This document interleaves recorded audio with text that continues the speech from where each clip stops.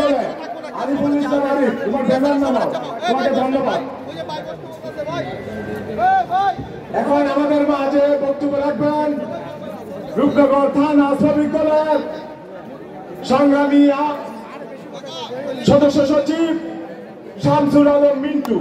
শামসুল আলম মিন্টু।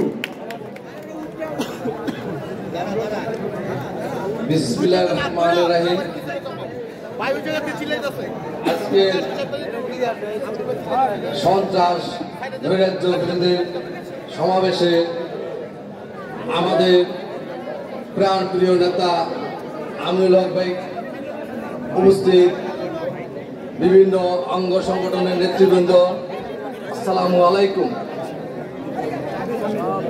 আওয়ামী লীগ আমলে অনেক লোকজনই তাদের সাথে মিলিয়ে চাঁদাবাজি করছে। বর্তমানেও নব্য আওয়ামী লীগ বিএনপির সাথে মিলে বিভিন্ন জায়গায় চাঁদা নৈরাজ্য করে।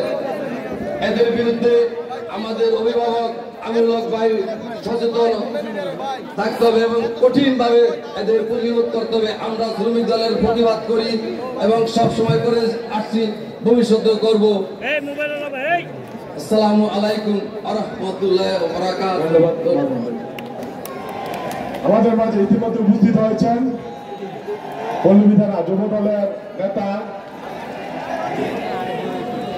রবিউল করিম বাবু।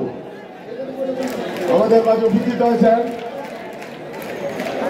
পল্লবী থানা যুব দলের সিনিয়র যুগ্ম আহ্বায়ক জামাল হোসেন বাপ্পি, যুব দলের আহ্বায়ক মামুন,